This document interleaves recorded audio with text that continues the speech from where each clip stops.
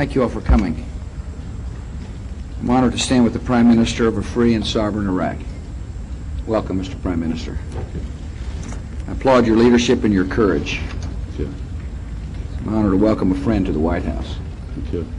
Mr. Prime Minister, you've accomplished a great deal in less than the 3 months since the transition to a free Iraq that is governed by Iraqis. These have been months of steady progress, despite persistent violence in some parts of your country.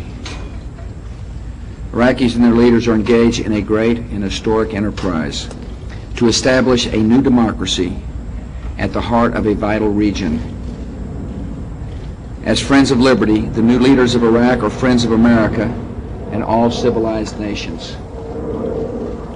As enemies of tyranny and terror, the people of Iraq and the American troops and civilians supporting their dreams of freedom have been the target of acts of violence. The enemies of freedom are using suicide bombing, beheadings, and other horrific acts to try to block progress. We're sickened by the atrocities, but we'll never be intimidated, and freedom is winning. Mr. Prime Minister, America will stand with you until freedom and justice have prevailed.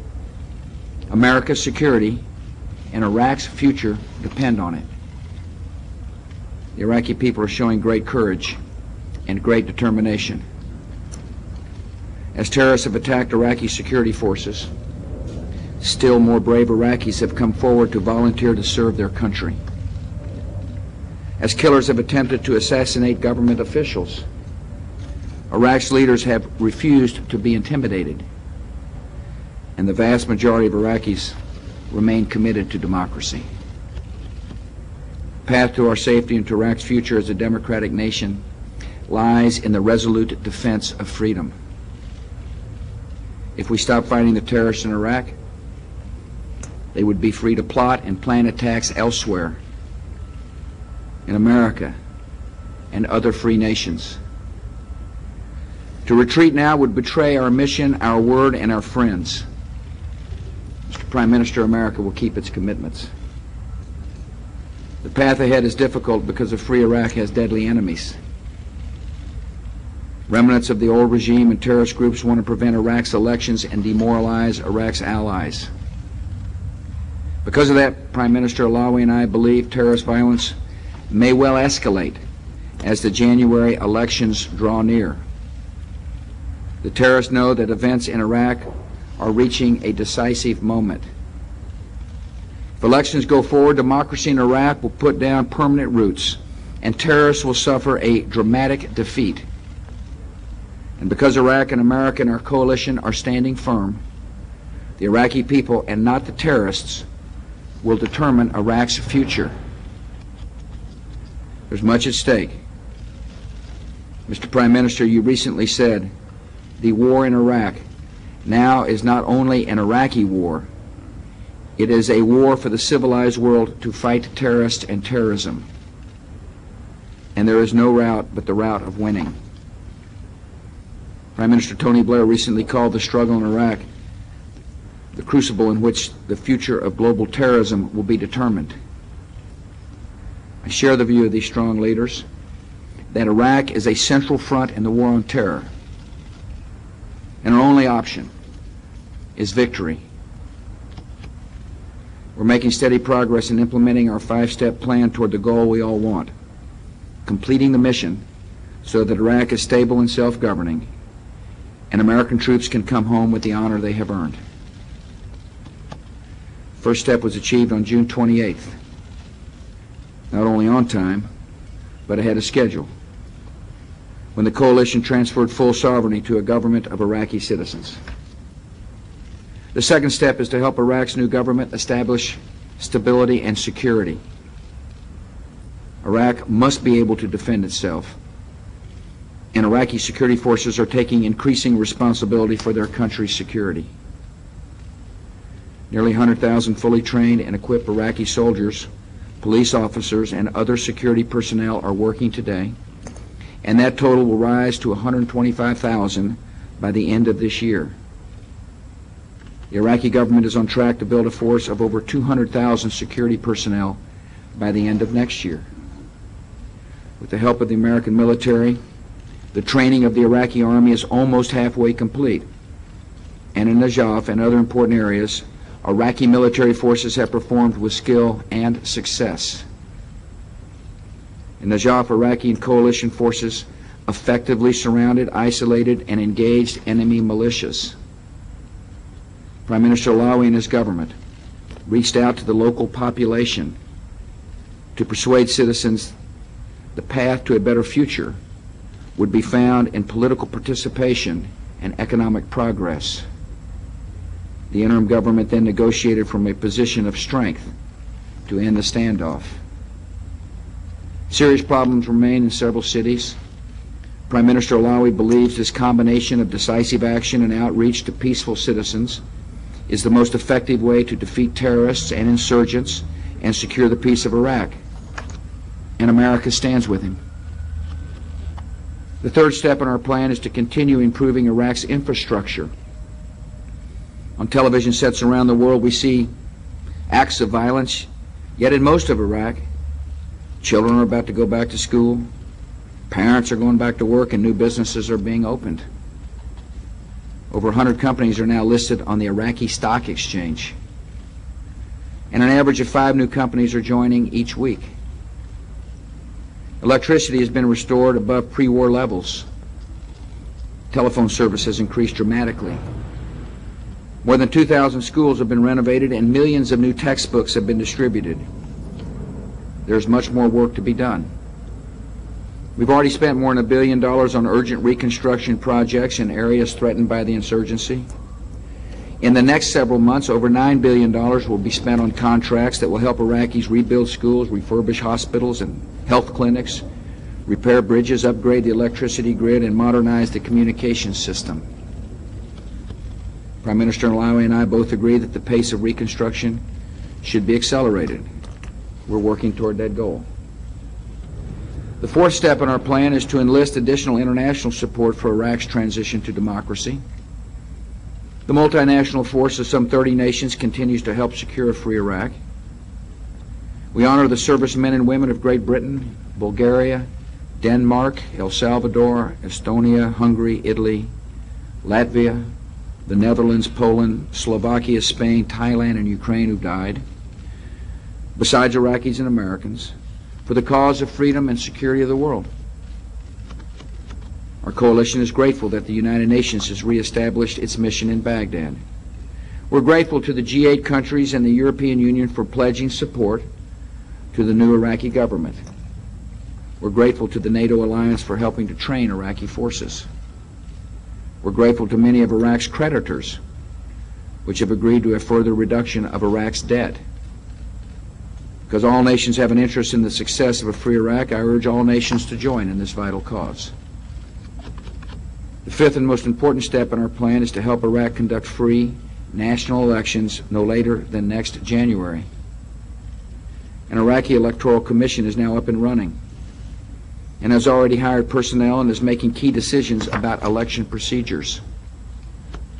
Just this week, the commission began a public education campaign to inform Iraqis about the process and encourage them to become voters.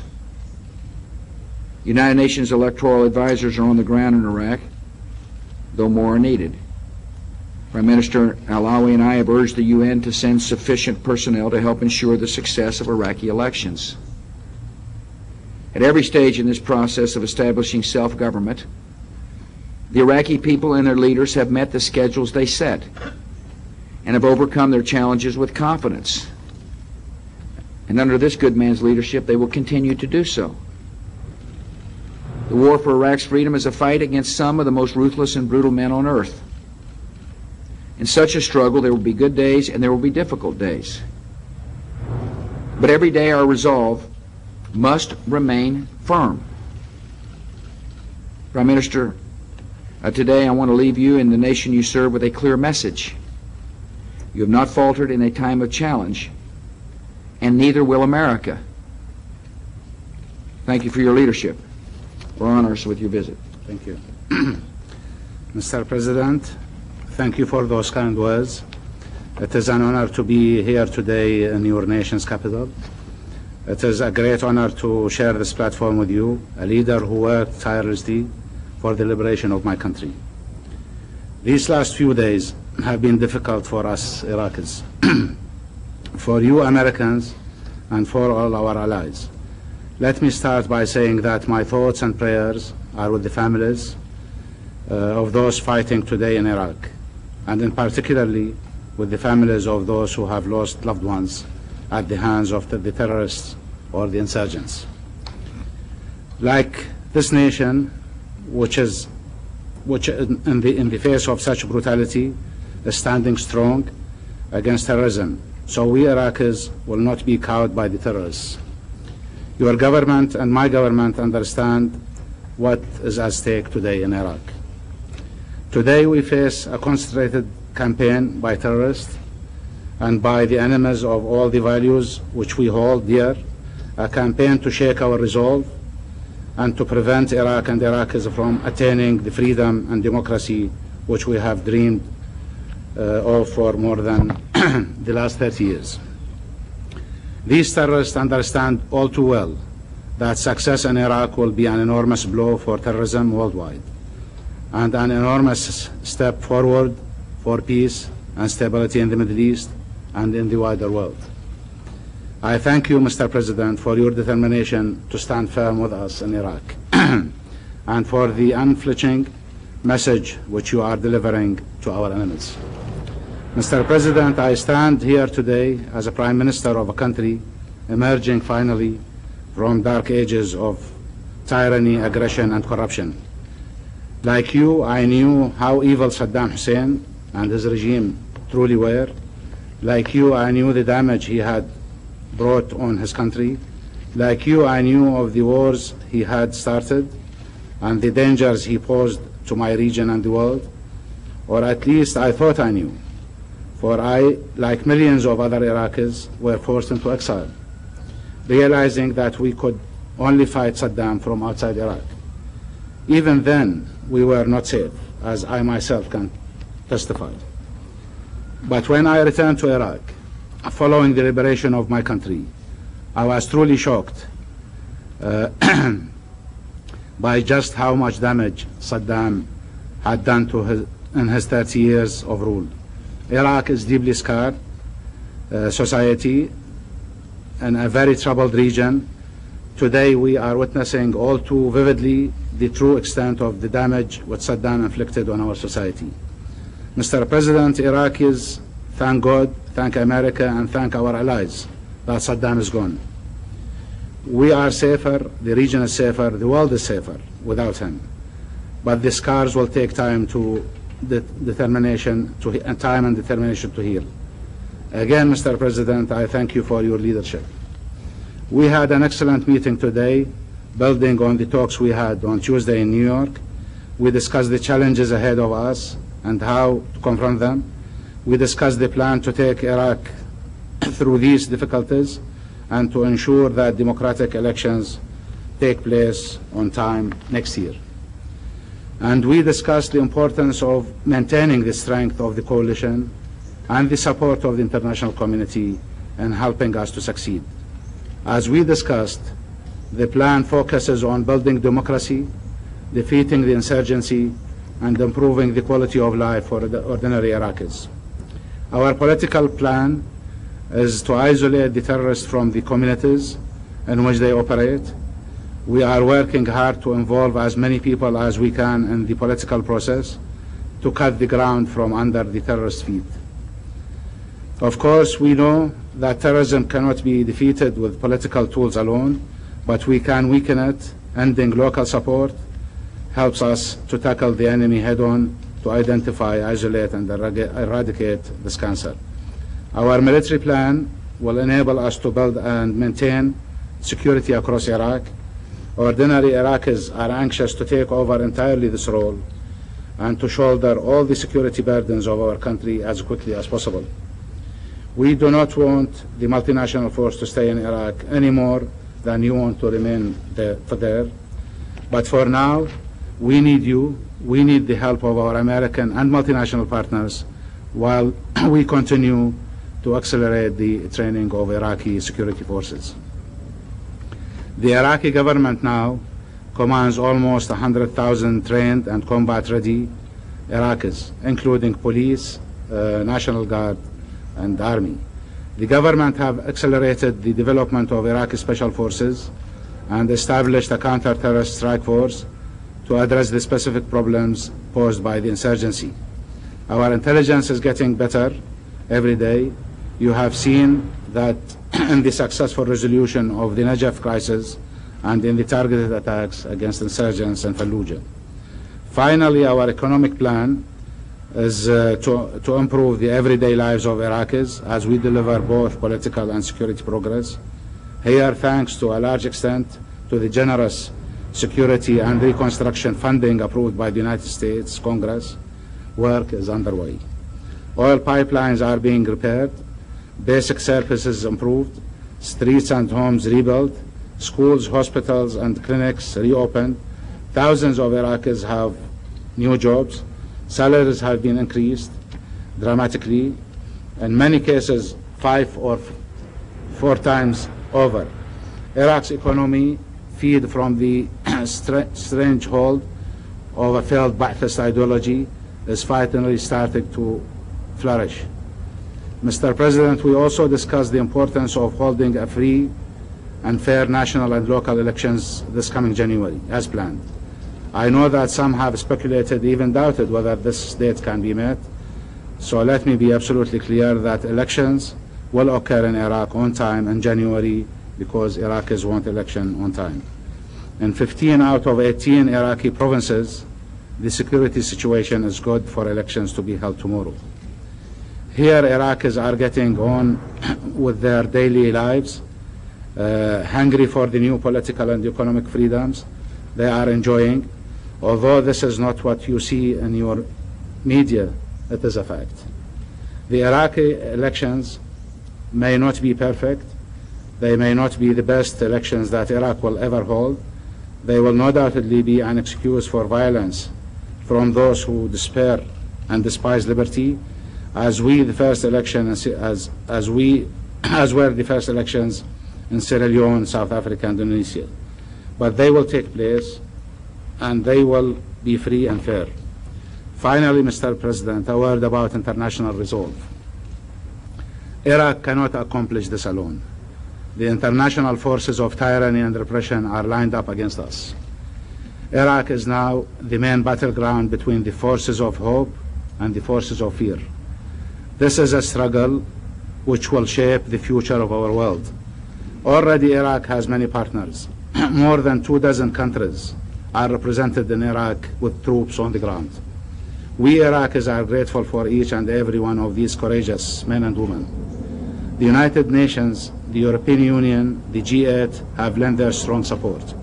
NATO just yesterday increased its commitment to Iraq.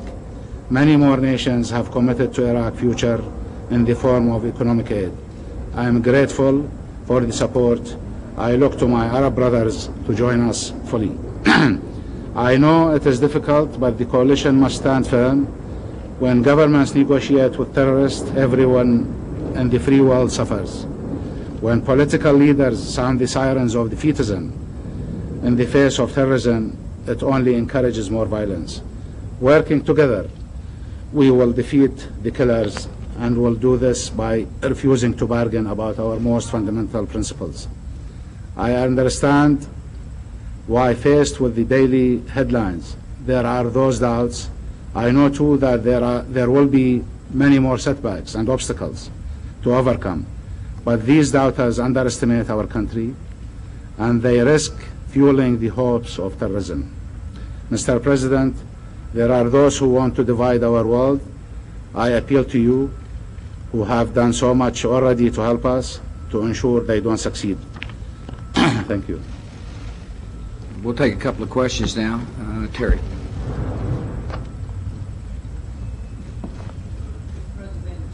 Two more Americans have been beheaded. More than 300 Iraqis have been killed in the last week. Fallujah's out of government control, and U.S. and Iraqi forces have been unable to bring security to diplomatic and commercial centers of Baghdad.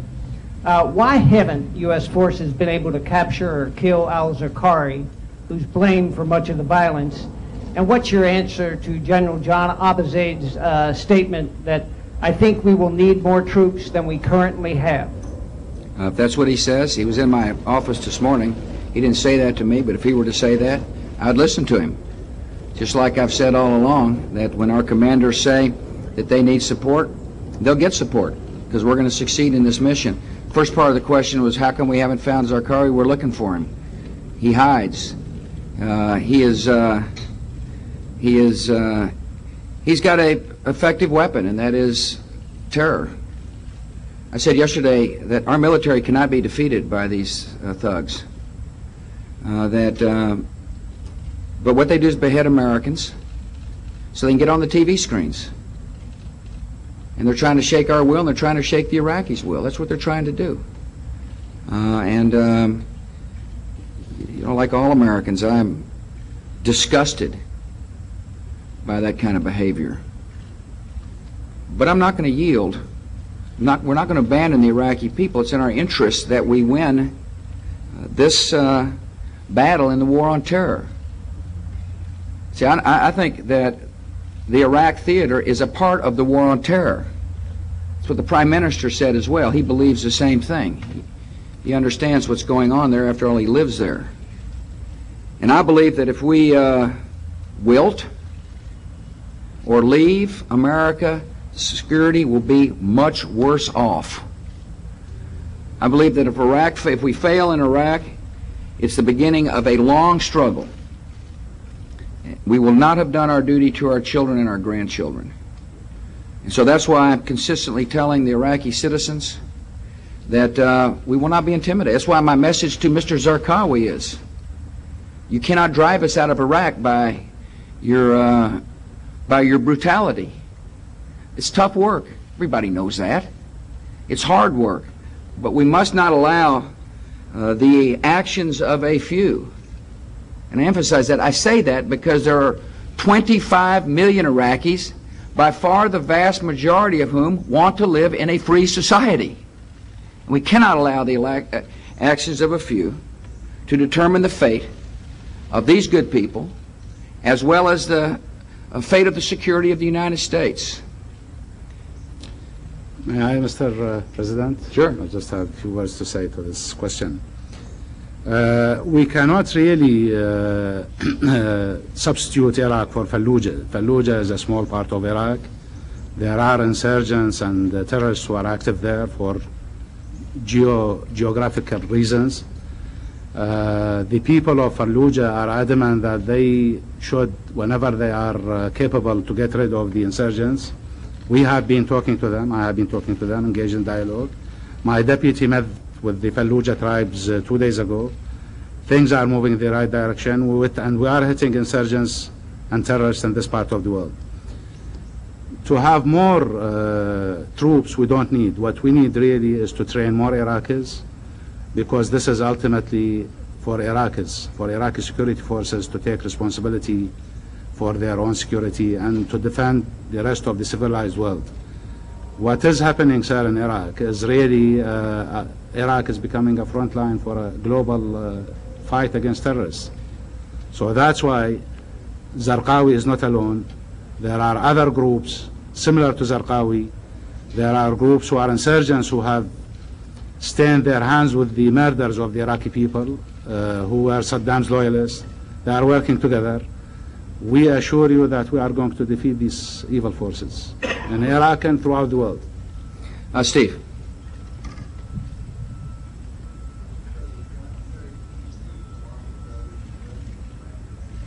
With the American people about how tough it is there. How do you respond to it? It's hard work in Iraq.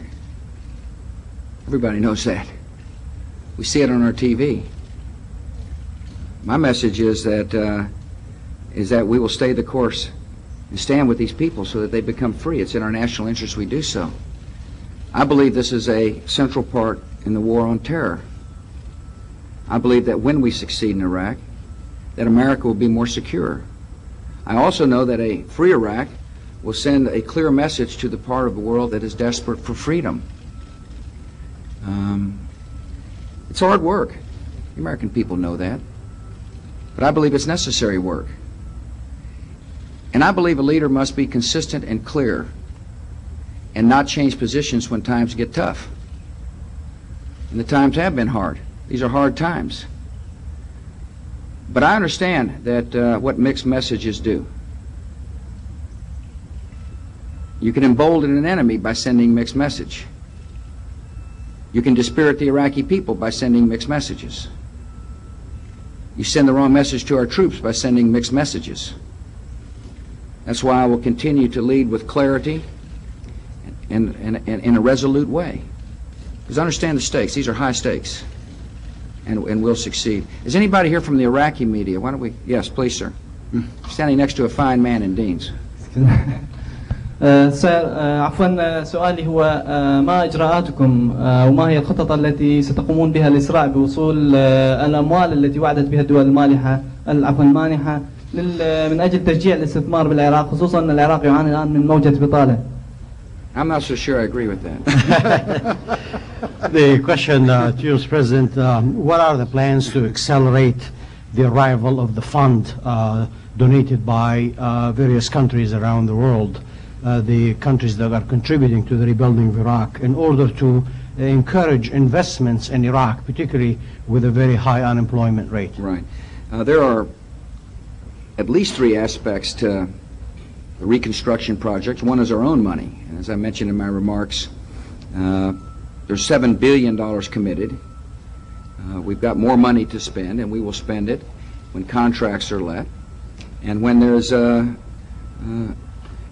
enough security in certain neighborhoods to be able to spend the money wisely. Secondly, part of making sure that the Iraq balance sheet is in good shape is to continue to work on debt reductions. I named former Secretary Jim Baker to go around to the creditor nations.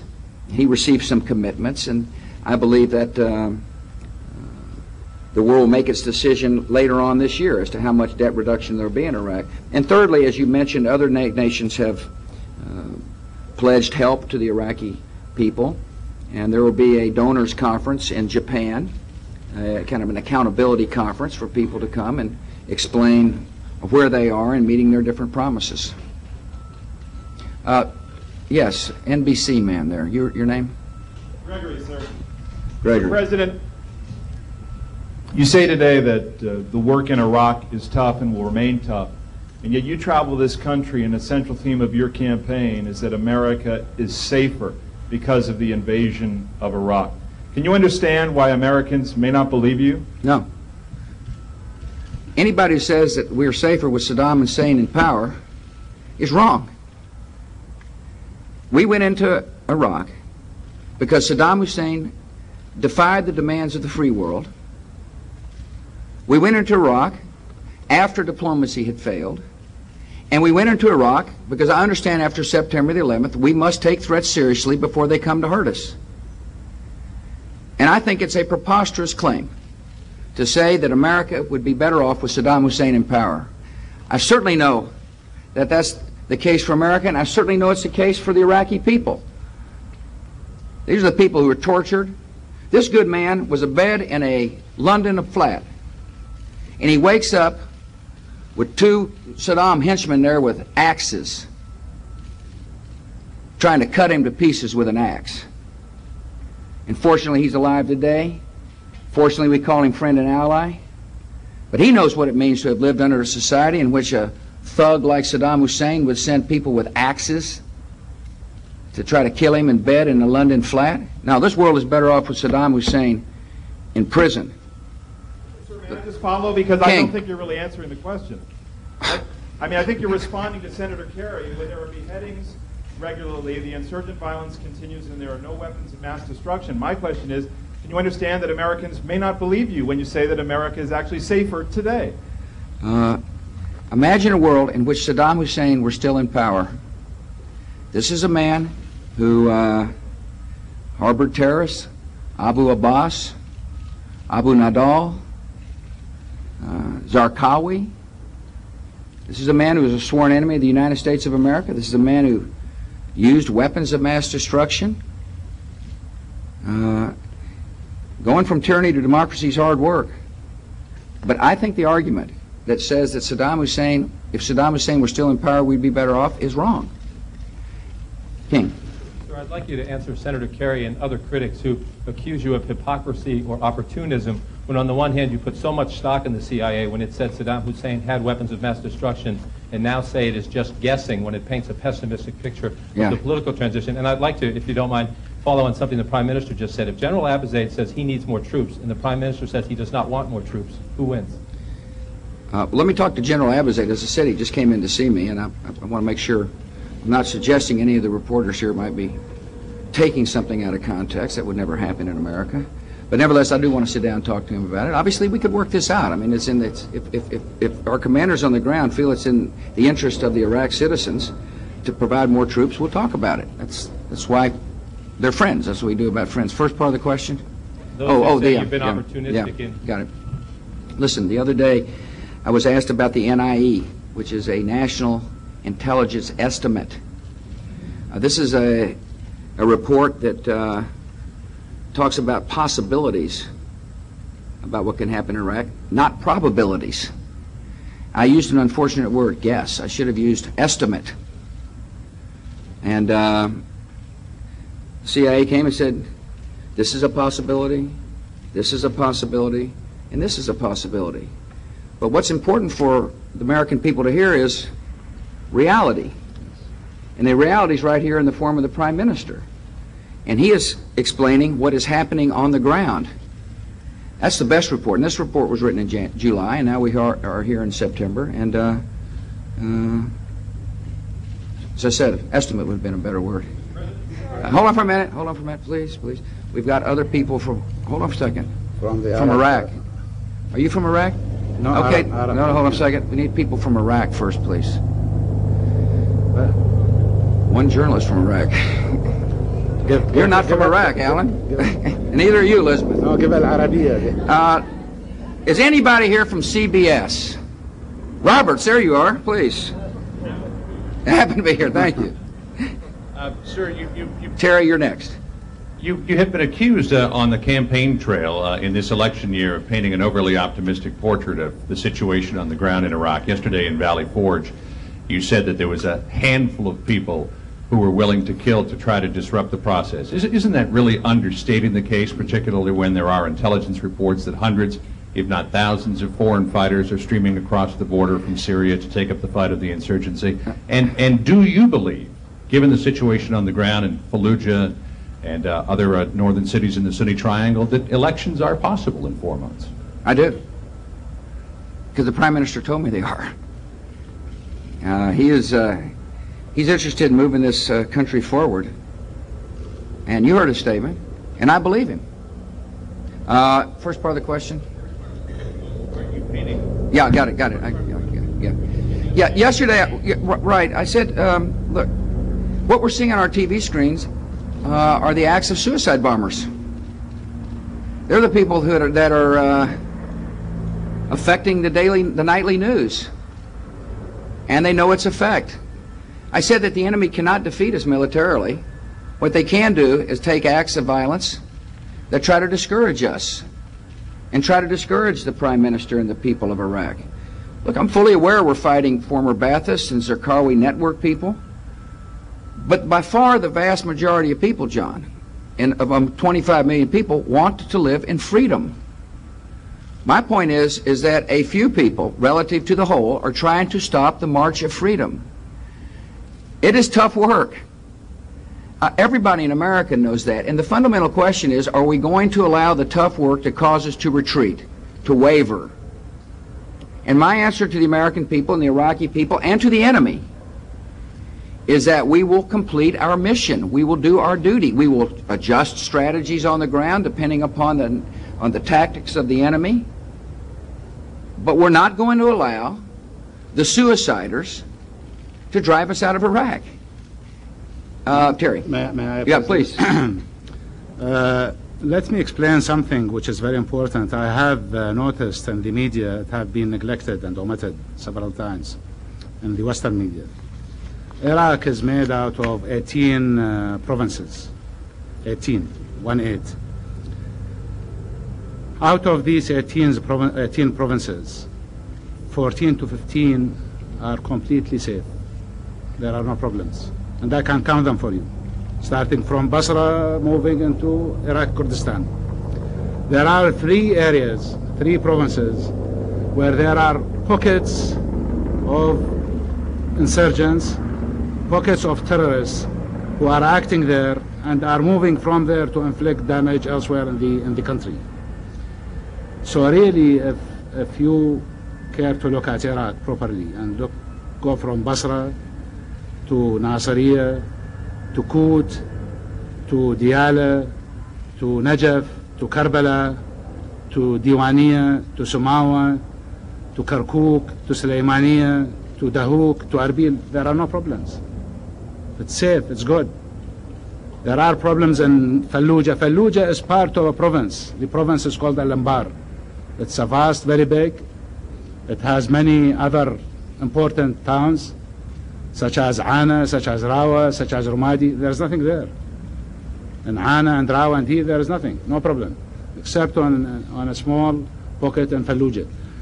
So really, I call upon the responsible media throughout the world, not only here, to look at the facts as they are in Iraq, and to propagate these facts to the international community. I am not trying to undermine that there are dangers, and there are dangers in Iraq, there are problems, and we are facing international terrorist onslaught on Iraq. I personally receive every day a threat. In the last 4 weeks, they found 4 conspiracies to kill me. And likewise, they are killing people. They are killing officials, they are killing innocent people, but the Iraqis are not deterred, and we are not going to be deterred. I went the next day and saw a recruitment center for the police after they killed, massacred 45 people. I found hundreds of people coming to be volunteer to volunteer to the police and to the army. I spoke to them. They are all upbeat. They are resolved to beat terrorism and to defeat the insurgents. These are facts that one really need to explain to you, and you need to explain it to the people. Thanks. Terry. Mr. President, Mr. Prime Minister, I'd like to ask about the Iraqi people. Both of you have spoken for them today, and yet over the past several months there have been polls conducted by the Coalition Provision Authority, by the Oxford Institute, and other reputable organizations that have found very strong majorities do not see the United States as a liberator but as an occupier, are unhappy with American policy, and want us out. Don't the real voices of the Iraqi people themselves contradict the rosy scenarios you're painting here today? Let me start by that. You said the poll was taken when the CPA was there? Yeah, okay, let me stop you. First of all, the Iraqi people now have got Iraqi leadership. Prime Minister Alawi and his cabinet are making decisions on behalf of the Iraqi people. Secondly, I saw a poll that said the right track, wrong track in Iraq was better than here in America. It's pretty darn strong. I mean, the people see a better future. Well, talk to the leader. I agree. I'm not the expert on how the Iraqi people think, because I live in America, where it's nice and safe and secure. But I talked to this man. One reason I'm optimistic about our ability to get the job done is because I talked to the Iraqi Prime Minister. I'm also optimistic that people will choose freedom over tyranny every time. That's what I believe. But, Mr. Prime Minister, you might answer the question on the polls. There's a lot of polls. Sometimes they show you up, and sometimes they show you down, as you might remember. Let me take a minute to explain to you something, a factual event. I meet personally every now and then with the fringes of the so-called resistance to try and talk them into respecting law and order and to throw their arms. And I ask them in a very honest, very open way. I say to them, what do you want to achieve? Could we know exactly what you want to achieve? Do you want to bring Saddam back from the the hole in the ground, living like a rat? You want to bring him back to rule Iraq? Or do you want to bring bin Laden or similar persons to bin Laden to rule Iraq? If you want to do this, we will fight you room to room, house to house. If you want to be part of the political process, you have to be part of the political process. You are welcome. If you do not want the multinational force in Iraq. I was talking to Fallujah people recently, to tribes, ex-army officers, ex-Saddam loyalists. If you want the multinational force out, win the elections, go to the United Nations, talk to the Security Council, and tell them we don't need the multinational force. But I tell you what is going to happen. If you ask the multinational force to leave prematurely, this is me talking to the Fallujah people, your country will be in ruins. And we cannot now, on our feet, stand and fight terrorism and global terrorism. These are realities, and once you are in Iraq, I will be my host. I can put you together with these people in my home, and you can talk to them, and you can find out yourselves that the Iraqis tremendously, by and large, respect the United States and respect the other partners in the coalition for helping Iraq, not only in liberation, but now in helping Iraq to rebuild itself and to rebuild its institutions. Let me say one other thing about why I'm optimistic we'll succeed. By the way, you can understand it's tough and still be optimistic. You can understand how hard it is and believe we'll succeed. I remember when some were talking about the possibilities of success in Afghanistan in pretty stark terms. I don't know if you remember that period or not, but there was a period where some were saying that it was possible for democracy to come forward in Afghanistan. Today, 10 million citizens have registered to vote, 41% of whom are women. It's a phenomenal statistic, I think. I think it shows what's possible if you believe, if you have certain beliefs from which you won't waver. And I believe people yearn to be free. Again, I think if you look at polls, which sometimes I do and sometimes I don't, admittedly, Moran, that by far the vast majority of Iraqis want to vote. They want to live in freedom. And the fundamental question is, do we have the will to stay? I mean, do we have the will to put a smart strategy in place? I've laid out the strategy. We're implementing the strategy. But really, do we have the will to complete the mission? And my message to the Iraqi people and to the enemy and to our troops in harm's way and to our allies is we'll complete the mission. Listen, last question, Wendell, and then I think it's probably time to head into the air conditioning. Excuse me, ma'am. Wendell? President, for the past couple of days, you have been talking about the consequences of the mixed messages you say John Kerry sends. I want to ask you, sir, do you mean immediate consequences, not just if the senator is elected? Do you mean that the messages being sent now have a negative effect on the effort in Iraq? And does making the war in Iraq a part of the campaign also have consequences on the situation there, sir? Well, I think, look, in a campaign, it's the war of Iraq is going to be a part of a campaign. This is a major moment in American history. These are historic times, and I view it as a great opportunity to help secure our country. As I said before, Iraq is a central part of the war on terror, and I believe it's important for us to succeed there because of that. See, 9/11 changed everything. September the 11th meant that we had to deal with a person like Saddam Hussein. Now, of course, I was hoping it could be done diplomatically, but diplomacy failed. And so the last resort of a president is to use force. And we did. And now we're helping the Iraqis. The Prime Minister said something very interesting a while ago, and it's important for the American people to understand. Our strategy is to help the Iraqis help themselves. It's important that we train Iraqi troops. There are nearly 100,000 troops trained. The Afghan National Army is a part of the Army. By the way, it was Afghan National Army that went into Najaf and did the work there. There's a regular army being trained, there are border guards being trained, there are police being trained. That's a key part of our mission. But Wendell, I think the world watches America. We're an influential nation, and everybody watches what we say. And I think it's very important for the American president to mean what he says. That's why I understand that the enemy could misread what I say. That's why I try to be as clearly as I can. I don't want them to be emboldened by any confusion or doubt. I don't want them to think that, well, maybe all they got to do is attack and we'll shirk our duties. See, they've been emboldened before. They have caused certain nations to withdraw from coalitions as a result of their action. Such action reinforcing the ability for suiciders, for example, to affect free societies. I know that. I've seen firsthand the tactics of these killers.